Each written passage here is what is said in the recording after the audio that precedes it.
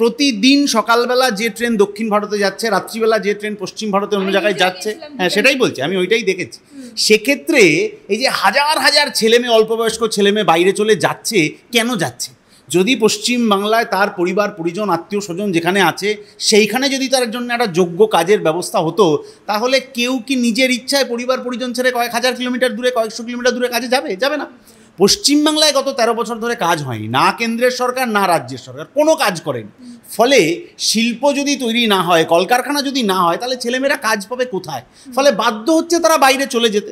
2011 সালে এই সংখ্যাটা 5 লাখ 5.5 লাখের আশেপাশে ছিল যাদের বাইরে কাজের জন্য যেতে হতো, নানা এবং নানা ধাপের কাজ, আইটি হোক, ইঞ্জিনিয়ারিং হোক, কি অন্য কাজ হোক। কিন্তু এখন 50 লক্ষের বেশি মানুষ চলে যাচ্ছেন এবং তাদের একটা বড় অংশের কাজ হচ্ছে হোটেলে কাজ করা, কি রাজমিস্ত্রির কাজ করা, এই সব। কারণ এইগুলোর কাজও এখন পশ্চিমবাংলায় হচ্ছে না।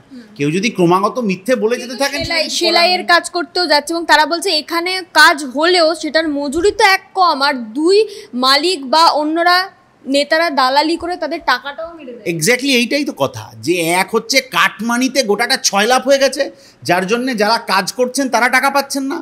নতুন শিল্প সংস্থা আসছে না, কারণ তাদেরকে এত কাটমানির ভয়ে আছে, এত কাটমানি তাদের দিতে হবে বলে বাজারে খবর আছে যে তারা আর এখানে শিল্প তৈরি করতে পারছেন না।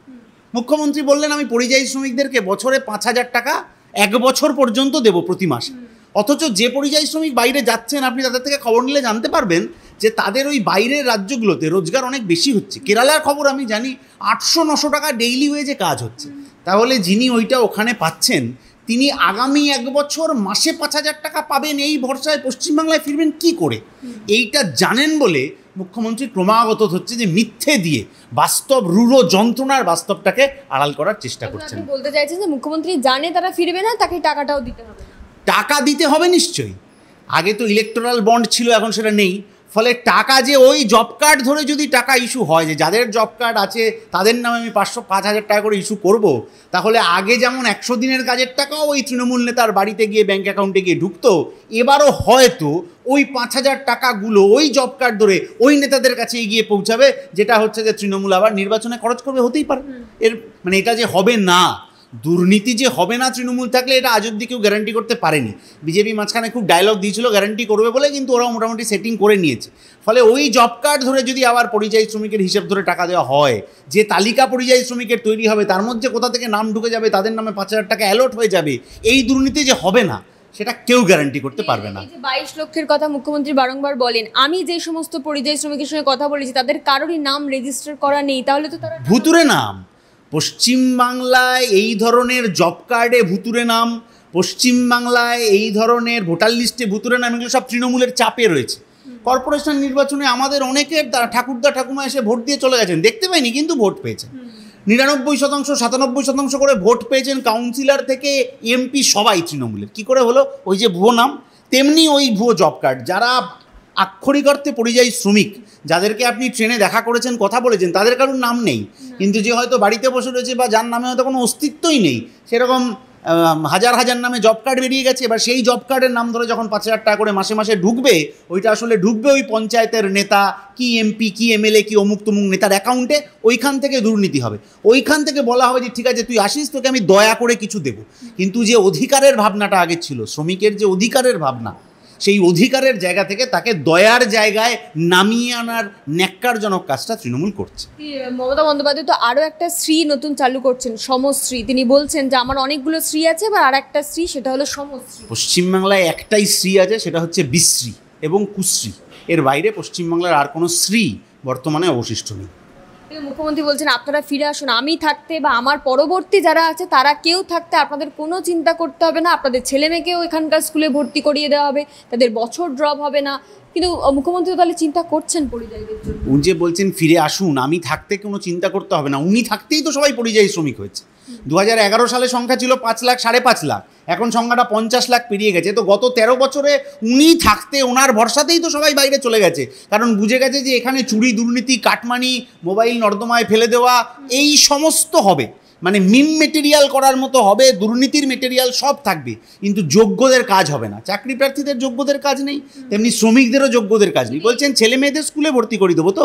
পশ্চিমবাংলায় গত কয়েক বছরে যে এতগুলো স্কুল বন্ধ হয়ে গেল, স্কুলে চক ডাস্টার কেনার পয়সা নেই, স্কুলে সামান্য একটা মিড ডে মিলে ডিম সেদ্ধ দেওয়ার পয়সা পর্যন্ত নেই, সেদিকে মুখ্যমন্ত্রীর তো কোনো নজর নেই। তাহলে কোথায় স্কুলে ভর্তি করাবেন? আসার পর ওরা পড়াশোনা করবে কোথায়? আর 5,000 টাকায় সংসার চলবে কী করে? বাইরে যেখানে কাজ করে সেখানে তো অনেক যোগ্যতার সাথে অনেক ভালো রোজগার করে। কিন্তু এই পরিযায়ী শ্রমিকরা তারা তো নিজের ইচ্ছে নাকি যায় না, তাদেরকে নিয়ে যাওয়া হয় কারণ তারা এই ভালো কাজটা পারেন। নিয়ে যেতে পারে কেন? যে সংস্থা বা যে সুপারভাইজার তাদেরকে নিয়ে যান, কেন নিয়ে যান? আপনার যদি কলকাতা শহরে কি মালদায় কি শিলিগুড়িতে কি কোচবিহারে আলিপুরদুয়ারে আপনার যোগ্যতা অনুযায়ী কাজ থাকে, শিল্প তৈরি হয়, 100 দিনের কাজ হয়, মাটি কাটা রাস্তা কাটা গ্রামের উন্নয়নের কাজ হয়, শহরের উন্নয়নের কাজ হয়, তাহলে তো এলাকার ছেলেমেয়েরা ওখানেই কাজ করবে। কাজ নেই বলেই তো যখন অন্য কোনো সংস্থা হাতছানি দিচ্ছে যে চলুন মুম্বাই, চলুন কেরালা, চলুন তামিলনাড়ু, তখন সে যেতে বাধ্য হচ্ছে এই কারণে, কারণ রূঢ় বাস্তবটা হচ্ছে পশ্চিমবাংলায় কাজ নেই, 100 দিনের কাজ বন্ধ, উন্নয়নের কাজ বন্ধ। এক পশলা বৃষ্টিতে রাস্তাঘাটের কি অবস্থা হয় দেখছেন না? এই যে শেষ কোনাটায় নির্বাচন হলো কালীগঞ্জে, ভোটের দিন তৃণমূল প্রার্থীর গাড়ি কাদায় ডুবে গেল, সেই নিয়ে আমরা ফেসবুকে হাসাহাসি করলাম। এটা হাসাহাসি করছি কালীগঞ্জে, কিন্তু এটা আমাদের লজ্জার ব্যাপার যে পশ্চিমবাংলায় কাজ না থাকার জন্য কি পরিমাণ যন্ত্রণা নিয়ে শ্রমিকরা বাইরে চলে যেতে বাধ্য হচ্ছেন। আইটি সেক্টরের কর্মচারী থেকে রাজমিস্ত্রি, হোটেলের কাজ করেন যারা তারা পর্যন্ত, সেলাইয়ের কাজ করেন যারা তারা পর্যন্ত, এই যন্ত্রণা সেদিন মিটবে যেদিন তারা পশ্চিমবাংলায় ফিরতে পারবেন। তার আগে শিল্প তৈরি করতে হবে। শুধু ভাষণ দিয়ে পেট ভরবে না, ভাষণ দিয়ে ছেলেমেয়ের পড়াশোনাও হবে। দাদা আপনি রাস্তার কথা বলছিলেন, এই প্রচুর জায়গা রয়েছে কলকাতাতেও যেখানে রাস্তা খারাপ বা বর্ষায় তাদের ঘরে জল ঢুকে যায়, কিন্তু ভোটের সময় ভোট যখন তারা চাইতে যায় তখন সেই কথাটাও তার মানুষজন বলতে পারেন না যে আমার বাড়ির এই সামনে রাস্তাটা ঠিক করে দিন। তাদেরকে এটা বলা হয় যে লক্ষ্মীর ভাণ্ডারটা পান তো তাহলে ভোটটা দিন।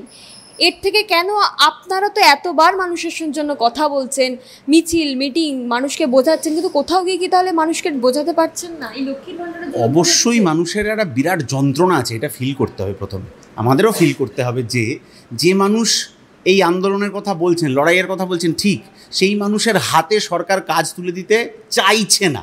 আমি আরও খারাপ কথা বলছি, সরকার মানুষের হাতে কাজ তুলে দিতে চাইছে না। মানুষ তার অধিকারে বাঁচুক এটা সরকার চায় না। যখন কোনো একজন চাকরি করতে যিনি যাবেন, সেই কর্মচারী তার পিএফ, ইএসআই, বোনাস, গ্র্যাচুইটি ইত্যাদি সবটা পাবেন, তিনি একটা সামাজিক নিরাপত্তার মধ্যে থাকবেন, তিনি আরও 4-5টা বিষয়ে তার ভাবনা, তার মতামত প্রকাশ্যে রাখতে পারবেন।